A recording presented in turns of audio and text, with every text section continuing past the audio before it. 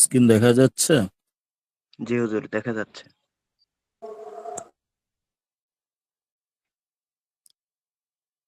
বিসমিল্লাহির রহমানির রহিম।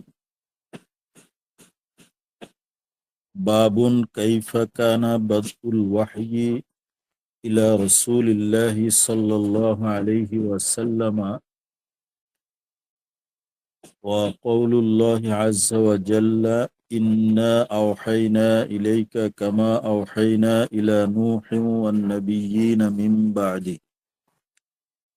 به قال حدثنا الحميدي قال حدثنا سفيان قال حدثنا يحيى بن سعيد الأنصاري قال أخبرني محمد بن إبراهيم التيمي أنه سمع علقمة بن وقاص الليثي يقول سمعت عمر بن الخطاب رضي الله عنه على المنبر يقول سمعت رسول الله صلى الله عليه وسلم يقول إنما الأعمال بالنيات وإنما لامرئ ما نوى فمن كانت هجرته إلى دنيا يصيبها أو إلى امرأة ينكحها فهجرته إلى ما هاجر إليه.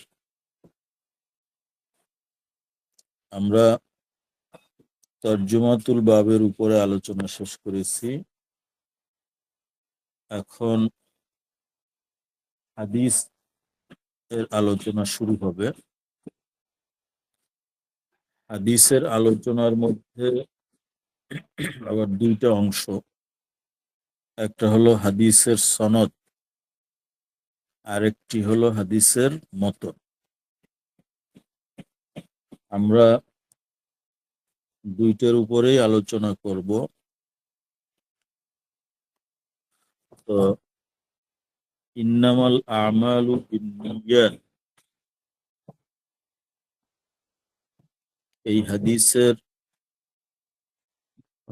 ইমাম বুখারী রহমাতুল্লাহ আলাইহি যে বর্ণনা করেছেন, এখানে বুখারী শরীফের মধ্যে এই হাদিসটি অনেক জায়গায় তাকরারও হয়েছে। তো এখানে অনেক লম্বা আলোচনা আছে। আমরাও চেষ্টা করব যে সংক্ষেপে তরজমাতুল বাবের উপরে যেভাবে আমরা নাম্বার দিয়ে আলোচনা করেছি সেভাবে এখানেও নাম্বার অনুযায়ী আমরা আলোচনা করব, তাহলে মনে রাখতে সুবিধা হবে। এক নাম্বার আলোচনার বিষয় হলো হাদ্দাসানা। হাদ্দাসানা যখন কিতাবের মধ্যে আসবে তখন এখানে একটি শব্দ বাড়িয়ে পড়তে হয়, সেটি হলো বিহি।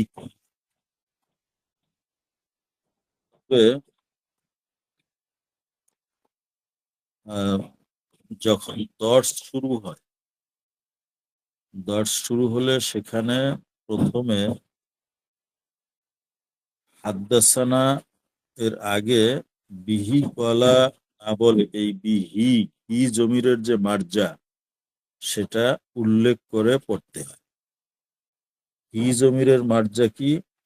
আসসানাদুল মুত্তাসিলু মিন্না ইলাল ইমামিল হুমাম আল হাফিজিল হুজ্জা আমিরুল মুমিনিন ফিল হাদিস, এই যে পুরো বাক্যটা, অর্থাৎ দর্সের শুরুতে এভাবে পড়বে, বিসসানাদিল মুত্তাসিলি মিন্না ইলাল ইমামিল হুমামিল হাফিজিল হুজ্জা আমিরুল মুমিনিন ফিল হাদিস মুহাম্মদ ইবনে ইসমাঈল ইবনে ইব্রাহিম ইবনুল মুগীরা ইবনে বারদিসবা আল জুফি আল ইয়ামানি আল বুখারী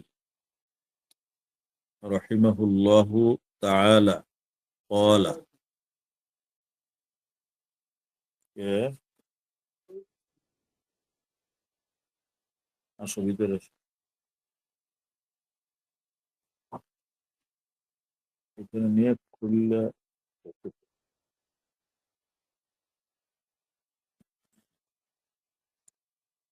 তো প্রথমবার এভাবে পড়বে, এরপরে এই পুরো ইবারতের মুখাফফাফ সংক্ষিপ্ত রূপ বিহি কলা পড়বে।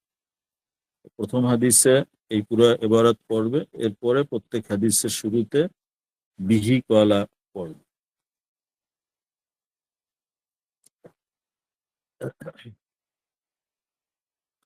হাদ্দাসানা, এটা মুহাদ্দিসিনে কিরামের ইস্তেলাহ। এর সাথে আরো দুইটা শব্দ আছে, একটা হলো আখবারানা আর একটা হলো আম্বা আনা। বুখারী এবং মুসলিম শরীফে বেশি ব্যবহৃত হয়েছে হাদ্দাসানা শব্দ, আর নাসাই শরীফে আখবারানা শব্দ আমরা অনেক দেখতে পাই। আর মুসান্নাফে ইবনে আবি শাইবার মধ্যে এবং মুসান্নাফে আব্দুর রাজ্জাকের মধ্যে আম্বা আনা শব্দ পাওয়া যায়, বেশি পাওয়া যায়। এখন ইখতিলাফ হয়েছে যে এই তিনোটা শব্দ কি একই মুরাদের, না এই তিনটা শব্দের মধ্যে কোনো পার্থক্য আছে। একটাকে আরেকটার জায়গায় ব্যবহার করা যাবে মুরাদেফ, নাকি এর মধ্যে পার্থক্য আছে। ওলামায়ে সালফ অর্থাৎ পূর্ববর্তী মুহাদ্দিসিনে কেরাম, যার ভিতরে ইমাম বুখারীও রয়েছে, ওনাদের মত হলো যে এই দুইটা শব্দের মধ্যে কোনো পার্থক্য নেই, সব এক, একটার জায়গায় আরেকটা ব্যবহার করা যায়। এই মতকে প্রতিষ্ঠা করার জন্য ইমাম বুখারী রহমতুল্লাহ আলাই তিনি কিতাবুল ঈমানের মধ্যে একটি স্বতন্ত্র বাব কায়েম করেছেন, এটা সাব্যস্ত করার জন্য যে এই যে শব্দগুলো হাদ্দাসানা, আখবারানা, আম্বাআনা, এগুলোর মধ্যে কোনো পার্থক্য নেই। কিন্তু মুতাআখিরিন যারা মুহাদ্দিস, মাশারিকা পূর্ব অঞ্চলের মুহাদ্দিস, ইমাম নাসাই রহমতুল্লাহ আলাইহি যার মধ্যে রয়েছেন, তারা বলেছেন যে লুগাত এবং মানার দিক থেকে যদিও পার্থক্য নেই, কিন্তু ইস্তেমালের ক্ষেত্রে দুইটার মধ্যে পার্থক্য রয়েছে। পার্থক্য কিরকম,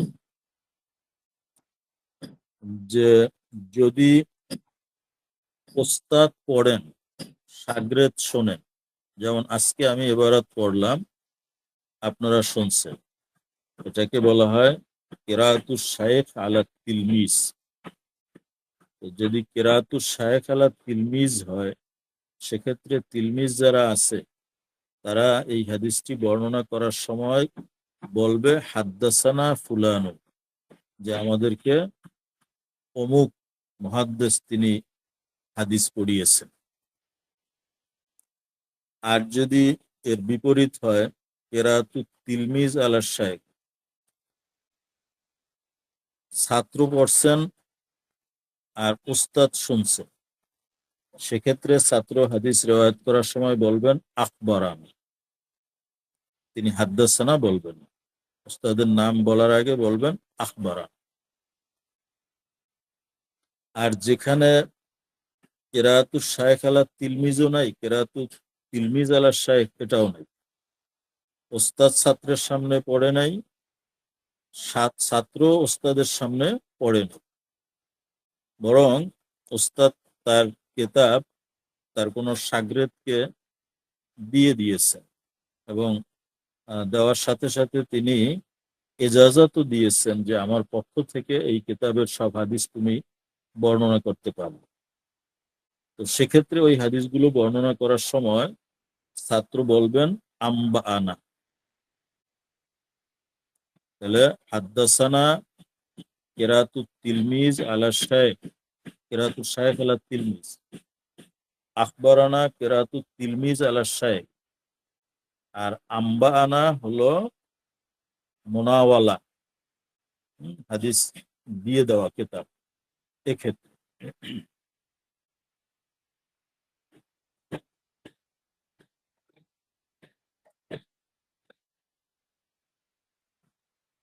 মুহাদ্দিসিনে কেরাম কিতাবের মধ্যে প্রথম হাদ্দাসানাটাকে একটু মোটা অক্ষরে লিখে থাকে। এরপরে সনদের মধ্যে যত জায়গায় হাদ্দাসানা আসে সেটাকে তারা অন্যান্য অক্ষরের মতোই একই ফন্টে লেখে। আর কলাকে তারা আহ কিতাবাতান হযফ করে দেন। কলা থাকবে না, কিন্তু পড়ার সময় পড়তে হবে। অতএব হাদ্দাসানা লেখা থাকলে পড়তে হবে কলা হাদ্দাসানা, আখবরানা লেখা থাকলে পড়তে হবে কলা আখবরানা। মুহাদ্দিসিনে কেরামের আরেকটা ইস্তিলাহ আছে, সেটা হলো যে তারা হাদ্দাসানাকে আরো সংক্ষেপ করে শুধু সা নুন আলিফ সানা, আখবরানাকে সংক্ষেপ করে আনা, এভাবে লিখে থাকেন। আখবরানাকে আনাও লেখা হয়, আবার রনাও লেখা হয়, র নুন আলিফ। আম্বা আনাকে তারা লেখেন নুন বা হামজা নাবা, কিন্তু এগুলো পড়ার সময় পুরো পড়তে হবে এবং এর আগে কলা শব্দ সংযোগ করতে হবে। এখানে আরেকটি ইখতিলাফ হয়েছে, যে সম্পর্কে বিস্তারিত আলোচনা কিতাবুল ইমানে করা হবে, সেটা হলো যে হাদ্দাসানা এবং আখবারানা, এই যে বলছি, একটা হলো কেরাতুস শায়েখ আলা তিলমিজ আর একটা হলো কেরাতু তিলমিজ আলা শায়েখ। দুইটা জায়েজ আছে, কিন্তু এই দুইটার মধ্যে কোনটা আফজাল এটি নিয়ে আবার ঝগড়া হয়েছে। মুহাদ্দিসিন এই ব্যাপারে ঝগড়া করেছে।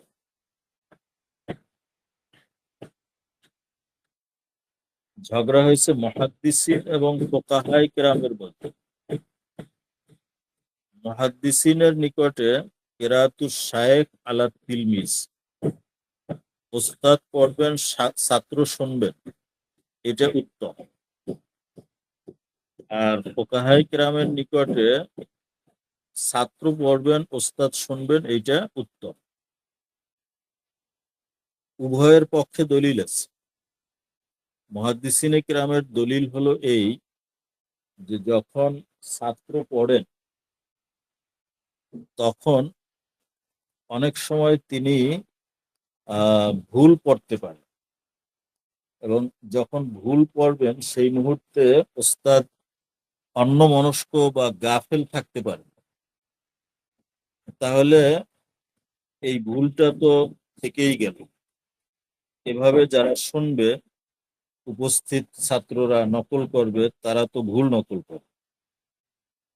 আর যদি ওস্তাদ পড়েন, তাহলে ওস্তাদের পড়ায় তো ভুল হওয়ার কথা না। এই জন্য আমরা বলছেন কেরাতুস শায়েখ আলা তিলমিজ, এটা উত্তম। পক্ষান্তরে ফুকাহায়ে কেরাম তারা বলেছেন যে কিরাতুত তিলমিজ আলা শায়েখ উত্তম। ওনাদের দলিল হলো যে পড়ার মধ্যে এবারাতে তো সব জায়গায় ভুল হওয়ার কথা না, বিশেষ বিশেষ জায়গা আছে, সেই জায়গাগুলোকে মাযহাল্লাতুল আকদাম বলা হয়, অর্থাৎ যেখানে পদস্খলনের সম্ভাবনা আছে। তো এই মাযহাল্লাতুল আকদাম যেখানে রয়েছে, সেই জায়গাগুলো যদি বিশেষভাবে চিহ্নিত করে দেওয়া যায় তাহলে ছাত্ররা ভুল করবে না।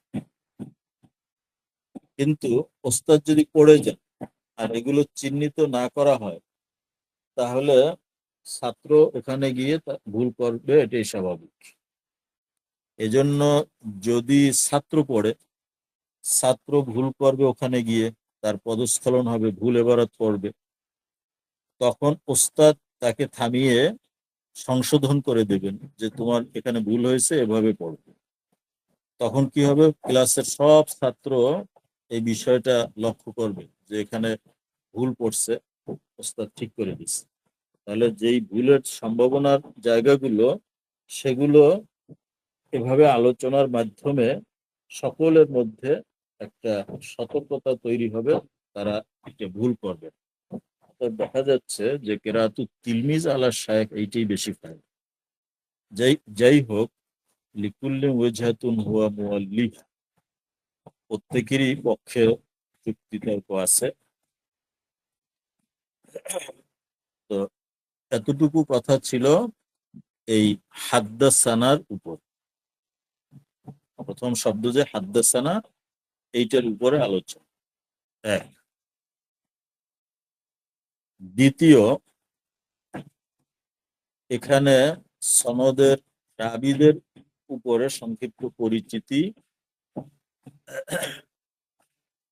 প্রথমেই রয়েছেন হুমাইদি।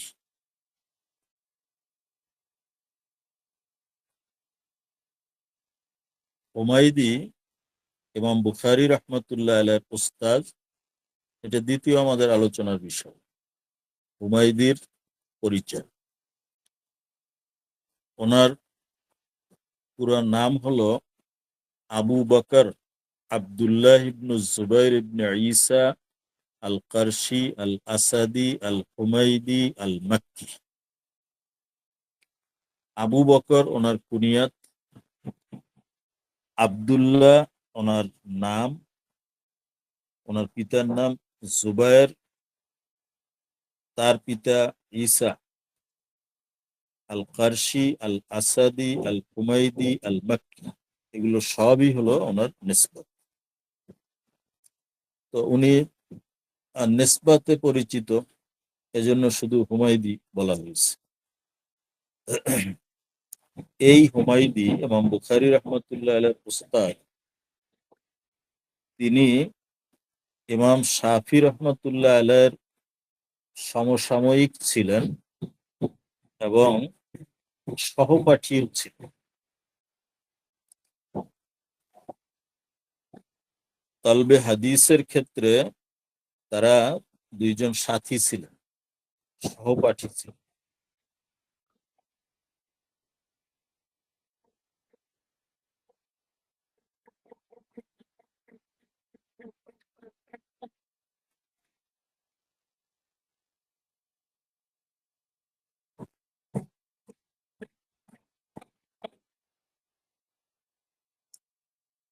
ইমাম শাফি রহমতুল্লাহ আলাইহির থেকে আল্লামা হুমাইদি, তিনি ইলমে ফিকহ শিক্ষা করেছেন। হাদিসের ক্ষেত্রে তারা সহপাঠী ছিলেন, কিন্তু হুমাইদি ইমাম শাফির থেকে ইলমে ফিকহ শিক্ষা করেছেন। এবং ইমাম শাফি রহমতুল্লাহ আলাইহ যখন মিশর সফর করেন, হুমাইদিও তার সাথে মিশর সফর করেছে। এরপরে ইমাম শাফি রহমতুল্লাহ আলাইহ যখন ইন্তেকাল হয়, হুমাইদি তিনি আবার মক্কা শরীফে ফিরে আসেন এবং মক্কা শরীফে 219 হিজরিতে উনি ইন্তেকাল করেন।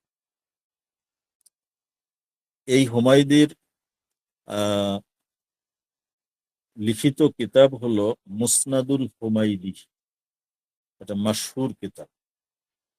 এটি আল্লামা হাবিবুর রহমান আজমি ওনার তাহকিকের সাথে 2 খণ্ডে প্রকাশিত হয়েছে। এটা পাওয়া যায় বাজারে। এছাড়া আরেকজন হুমাইদি আছে, তার নামও আহ, তার নসবও হলো হুমাইদি। মুহাদ্দিসদের মধ্যে হুমাইদি নামে এই 2 জন মাশহুর। একজন হলেন ইমাম বুখারী উস্তাদ, এখানে যে হুমাইদির কথা বলা হয়েছে। আর এক হুমায়দি আছেন,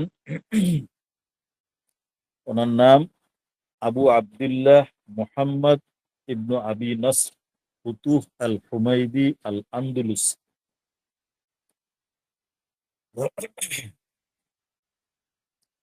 তবে ইমাম বুখারীর ওস্তাদ যে হুমায়দি, তিনি সিনিয়র। আর এই যে আল জামাউ বাইনাস সাহিহাইন লিখছেন হুমায়দি, তিনি হলেন জুনিয়র পরবর্তী। তো ইমাম বুখারীর ওস্তাদ যে হুমায়দি, ওনার কিতাব হলো মুসনাদুল হুমায়দি। আর পরবর্তী যে হুমায়দি, ওনার কিতাব হলো আল জামু বাইনাস সাহিহাইন। এই কিতাবও মাশহুর, অর্থাৎ সহিহাইন বুখারী মুসলিমের হাদিসগুলোকে একত্র করে একটা কিতাব লিখছে। তো ইমাম বুখারীর ওস্তাদ হুমায়দি ইন্তেকাল করছেন 219 হিজরিতে। আর এই আল জামু বাইনাস সাহিহাইন কিতাবের মুসান্নফ, তিনি ইন্তেকাল করেছেন 488 হিজরি।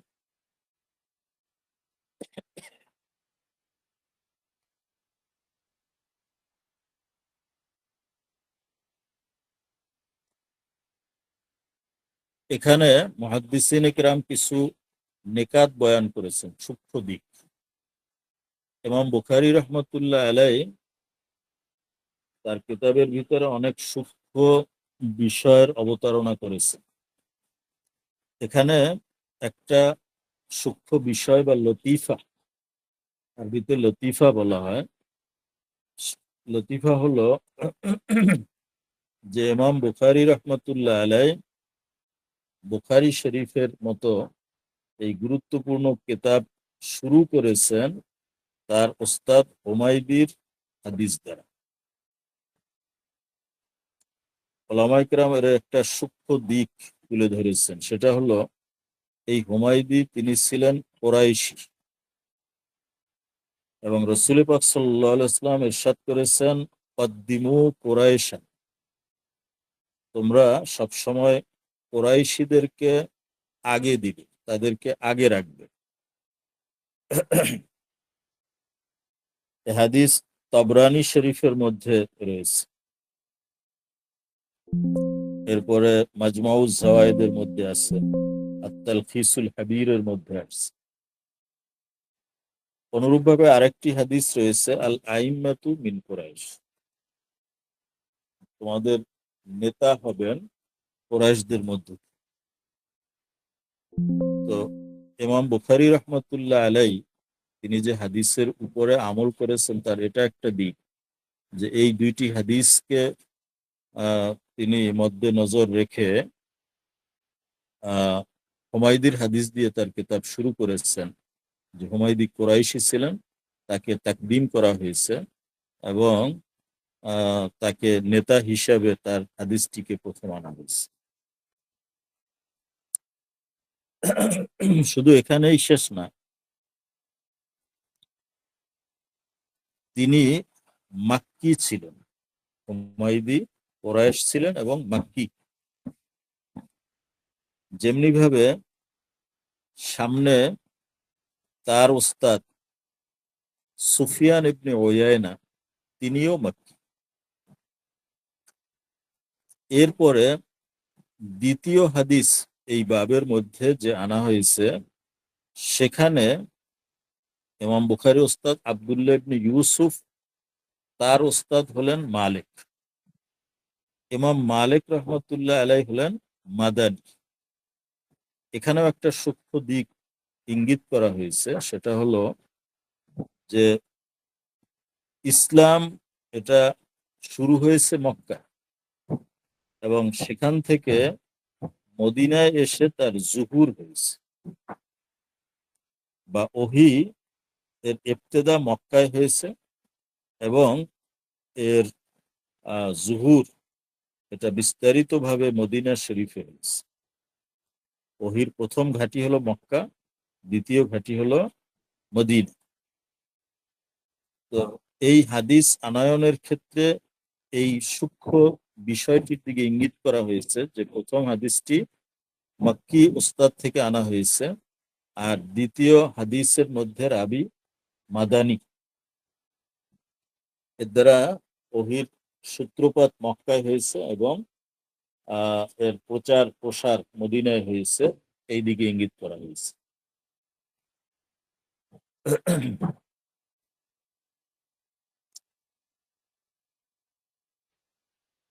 আরেকটি সূক্ষ্ম বিষয় হলো ইমাম বুখারী রহমতুল্লাহ আলাইহ তার কিতাবের প্রথম সনদটি ওনার উস্তাদ হুমায়দির সনদ দিয়ে শুরু করেছে, আর ওনার কিতাবের শেষ যে হাদিসটি তিনি বর্ণনা করেছেন সেখানে তার উস্তাদ হলেন আহমদ ইবনু ইশকাব। তো এখানে দুই উস্তাদের নামেই হামদুল মাদ্দা থেকে এসেছে, হুমায়দি এবং আহমদ ইবনু ইশকাব। এখানেও ইমাম বুখারী রহমাতুল্লাহ আলাইহ একটা সূক্ষ্ম ইঙ্গিত করেছেন, সেটি হলো যে বুখারী শরীফ কিতাবটা শুরু থেকে শেষ পর্যন্ত মাহমুদ হি মাহমুদ, অর্থাৎ প্রশংসার যোগ্য। বা তিনি ইশারা করেছেন যে মানুষের জিন্দেগির শুরু থেকে শেষ পর্যন্ত আল্লাহর প্রশংসা গুণকীর্তনের মধ্যেই তাকে মশগুল থাকা উচিত।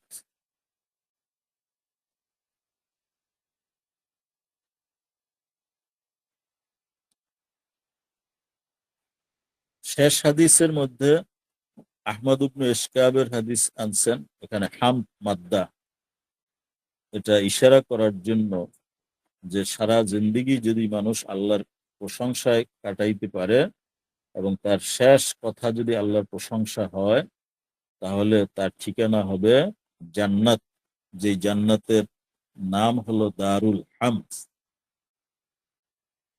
এভাবে একটা সূক্ষ্ম মুনাসাবাত রয়েছে। কেউ কেউ এটাও বলছেন যে এই প্রথম হাদিসটি এটি মূলত বাবের অন্তর্গত না, এটা বিমানজিলাতিল মুকাদ্দামা আমরা বলছিলাম। তো সেটা যদি হয় তাহলে ইমাম বুখারী রাহমাতুল্লাহ আলাইহির উপরে একটা বড় ইশকাল করা হয়েছিল যে তিনি বিসমিল্লাহর পরে আলহামদুলিল্লাহ কেন আনেন নাই। তো সেটার একটা জবাব হয়ে গেছে যে এখানে তিনি আলহামদুলিল্লাহ রাব্বিল আলামিন এরকম ইবারাত আনেন নাই, কিন্তু তিনি মুকাদ্দমার মধ্যে যে উস্তাদের থেকে হাদিস নিয়েছেন সেই উস্তাদ হলেন হুমায়দি, যেই নামের মাদ্দা হলো হামদ। অতএব এখানে কেমন যেন এই হুমায়দি নামের মধ্যে আল্লাহর হামদ বা প্রশংসা এসে গেছে।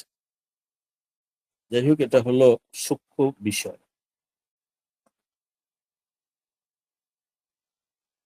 রসুলের আন্দোলনের পেঁয়াজ রসুন আলু এগুলো কাটে। আর ডাল চাল কতক নিতে আমার বেশ। দ্বিতীয় রাবি হাদ্দাসানা সুফিয়ান। সুফিয়ান নামেও দুইজন রাবি মাশহুর রয়েছে। সুফিয়ান শব্দের মধ্যে তিনটে কেরাত আছে, সাফিয়ান, সুফিয়ান, সিফিয়ান। সুফিয়ান নামে দুইজন মাশহুর, এক হলেন সুফিয়ান ইবনে উয়ায়না, আর একজন হলেন সুফিয়ান সাউরি। তো সুফিয়ান ইবনে উয়ায়না তিনি, ওনার পরিচয় হলো সুফিয়ান ইবনে উয়ায়না ইবনে মাইমুন আবু মুহাম্মদ আল কুফি। ওনার ইন্তেকাল হয়েছে 198 হিজরি। আর দ্বিতীয় সুফিয়ান সাউরি যাকে আমরা বলি, তার বংশতালিকা হলো সুফিয়ান ইবনে সাইদ ইবনে মাসরুক আস-সাউরি। সুফিয়ান সাউরি এখানে সিনিয়র, আর সুফিয়ান ইবনে উয়ায়না তিনি জুনিয়র। সুফিয়ান সাউরির ইন্তেকাল হয়েছে 161 হিজরিতে, সুফিয়ান ইবনে ওয়াইনার ইন্তেকাল হয়েছে 198-তে। এখন সনদের ভিতরে সুফিয়ান থাকলে আমরা কিভাবে বুঝবো? অর্থাৎ সনদের শুরুর দিকে যদি থাকে, অর্থাৎ তাবিঈনদের পরের স্তরে, সেক্ষেত্রে সুফিয়ান ইবনে উয়াইনা। আর যদি সনদের শেষ দিকে সাহাবীর পর পরে সুফিয়ান থাকে, তাহলে উদ্দেশ্য হবে সুফিয়ান সাউরি, কারণ তিনি তাবিঈ ছিলেন।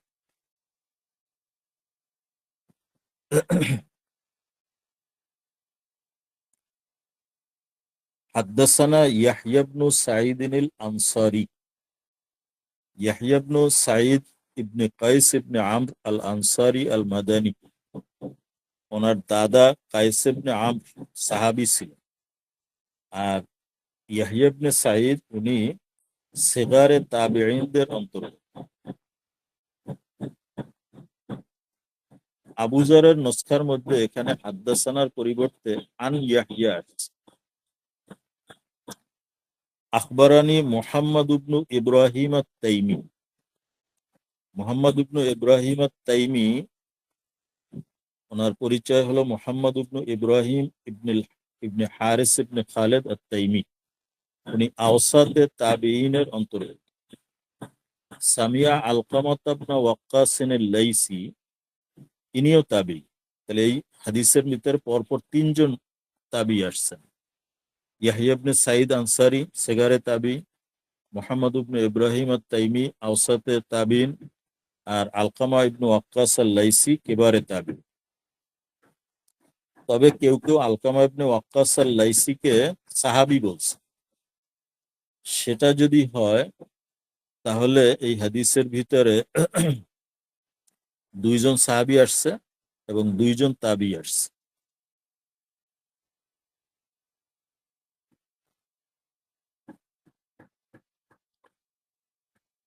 এই হাদিসের সনদের আরেকটা বৈশিষ্ট্য হলো যে এই হাদিসের সনদের ভিতরে হাদিস বর্ণনার জন্য যে আলফাজগুলো আসছে সবগুলোর ব্যবহার হয়েছে।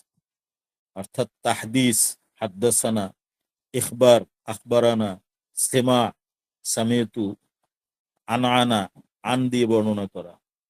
তো তাহদিস, ইখবার, সেমা, আনআনা সবগুলোই এই হাদিসের মধ্যে এসেছে। সামিতু ওমর ইবনে আল খাত্তাব রাদিয়াল্লাহু আনহু আলাল মিম্বার ইয়াকুল। ওমর রাদিয়াল্লাহু তাআলা আনহুর পরিচয় সানিউল খুলাফা এর রাশিদিন আমিরুল মুমিনিন ওমর ইবনুল খাত্তাব রাদিয়াল্লাহু তাআলা আনহু। তিনি আশারায়ে মুবাশশারার একজন ছিলেন। ওমর রাদিয়াল্লাহু তাআলা আনহুর ফাযাইল মানাকিব অসংখ্য, যেটা আমরা এখানে আলোচনা করতে চাই না। বুখারী শরীফের মধ্যেই তার মানাকিবের উপরে অনেক হাদিস রয়েছে।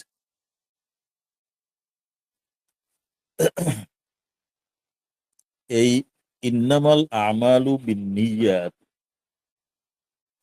এই হাদিসটির উপরে স্বতন্ত্র অনেক কিতাব লেখা হয়েছে শুধু এই একটা হাদিসের ব্যাখ্যার উপর। এটা সামনে কোনো এক সময় বলবো যে এই নিয়াতের হাদিসের ব্যাখ্যার উপরে স্বতন্ত্র কি কি কিতাব আছে, কারা লিখছে। এর মধ্যে একটি কিতাব রয়েছে মুনতাহাল আমাল ফি শারহে হাদিসে ইন্নামাল আমাল। এটি আল্লামা জালালউদ্দিন সুয়ুতী রহমতুল্লাহ আলাইহি লিখেছেন, 176 পৃষ্ঠা।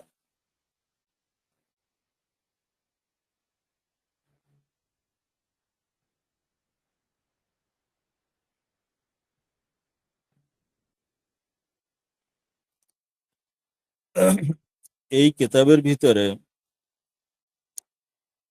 কিছু সনদের উপর আলোচনা করতে গিয়ে তথ্য দেওয়া হয়েছে। খতিব বাগদাদি একটা কিতাব লিখেছেন আল মুত্তাফাক ওয়াল মুফতারাক। সেই কিতাবের ভিতরে উল্লেখ করা হয়েছে যে ওমর ইবনুল খাত্তাব আমরা তো ওমর রাদিয়াল্লাহু তাআলা আনহুকে চিনি, কিন্তু রাবীদের মধ্যে ওমর ইবনুল খাত্তাব নামে 6 জন রাবী আছে। আউয়ালুহুম আমিরুল মুমিনিন রাবিউল হাদিস। প্রথম ওমর ইবনুল খাত্তাব হাদিসের বর্ণনাকারী, আমিরুল মুমিনিন, আমরা তাকে সবাই চিনি। দ্বিতীয় ওমর ইবনুল খাত্তাব আল কুফি, তিনি হাদিস রিওয়ায়াত করেছেন সুফিয়ান ইবনে জিয়াদ আল ওসফুরি থেকে, এবং তার থেকে হাদিস বর্ণনা করেছেন খালিদ ইবনে আব্দুল্লাহ আল ওয়াসিতি। তৃতীয় ওমর ইবনুল খাত্তাব ইবনে জাকারিয়া আর রাসিবি আল বসরি, তিনি হাদিস রিওয়ায়াত করেছেন দিফা আস সাদুস থেকে, তার থেকে হাদিস রিওয়ায়াত করেছেন ইয়াহইয়া ইবনে হাকিম আল মুকাউওয়িব। ইবনে মাজাও তার থেকে হাদিস রিওয়ায়াত করেছেন। চতুর্থ ওমর ইবনুল খাত্তাব ইবনে হালিলা ইবনে জিয়াদ ইবনে আবি খালেদ আল ইস্কান্দারি আবুল খাত্তাব মাওলা কেন্দা, তিনি হাদিস রিওয়ায়াত করেছেন ইয়াকুব ইবনে আব্দুর রহমান এবং জিমাম ইবনে ইসমাইল থেকে। পঞ্চম ওমর ইবনুল খাত্তাব ইবনে খালেদ ইবনে সুয়াইদ ইউরাফু ইবনে আবি খায়রা, তিনি হাদিস রিওয়ায়াত করেছেন তার পিতার থেকে, আর ওনার থেকে হাদিস রিওয়ায়াত করেছেন ওনার নাতি মোহাম্মদ ইবনে ইসমাইল ইবনে ওমর।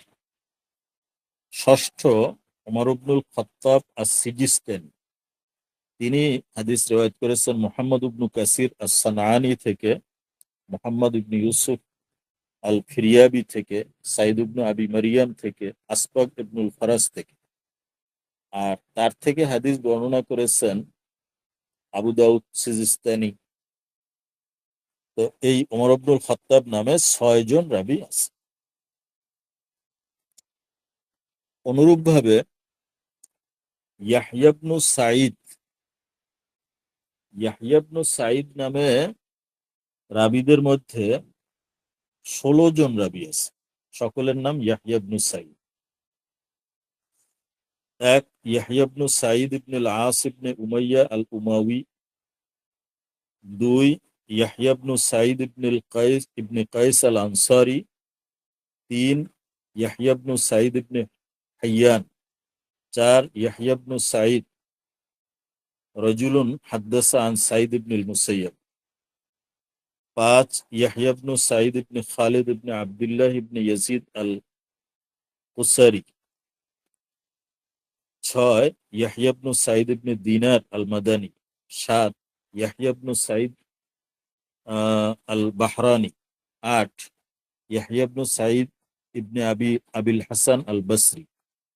নয় ইয়াহইয়া ইবনু সাঈদ কাজী শিরাজ। 10 ইয়াহইয়া ইবনু সাঈদ আল কাত্তান, আবু সাঈদ আল বসরি আল মাশহুর। 11 ইয়াহইয়া ইবনু সাঈদ ইবনে আল হাসান আল বাগদাদি। 12 ইয়াহইয়া ইবনু সাঈদ আবু জাকারিয়া আল আত্তার আল হিমসি। 13 ইয়াহইয়া ইবনু সাঈদ ইবনে আবান ইবনে সাঈদ ইবনে আল আস। 14 ইয়াহইয়া ইবনু সাঈদ আল আবশামি। 15 ইয়াহইয়া ইবনু সাঈদ ইবনে সালেম আল কাদ্দাহ আল কুফি আল মক্কি। 16 ইয়াহইয়া ইবনু সাঈদ আস-সুকুনি।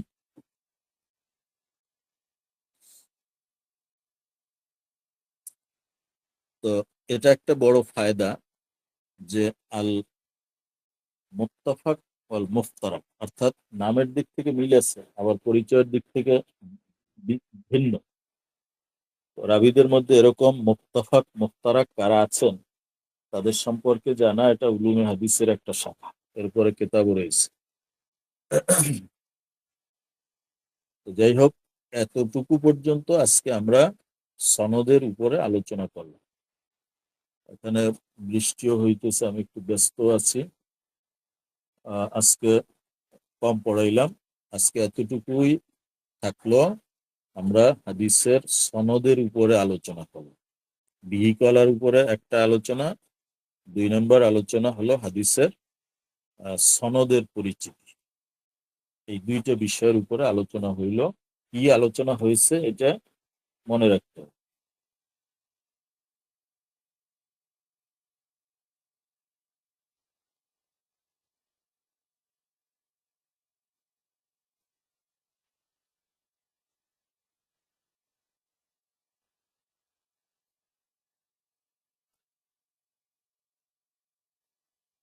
আমরা হাদিস দর্স এখানে শেষ করতেছি।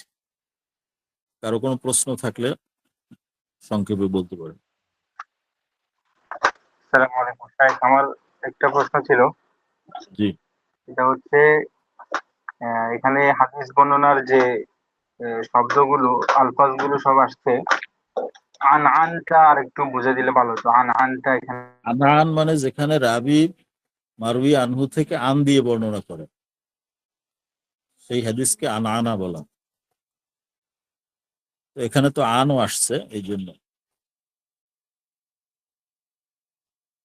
বুঝতে পারছেন?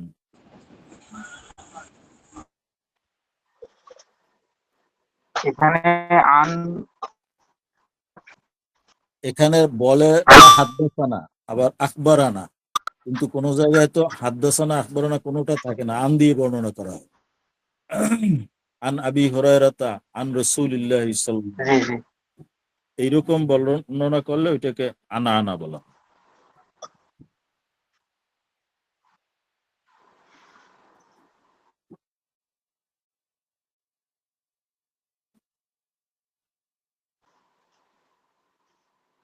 কিন্তু এই হাদিসে তো আন শব্দটা দেখতেছি না, ওই জন্য আন কোন নুসখায় আছে, নুসখার পার্থক্য আছে তো।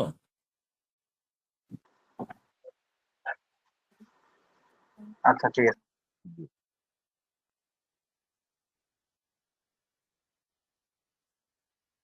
আর কোনো কারো প্রশ্ন আছে?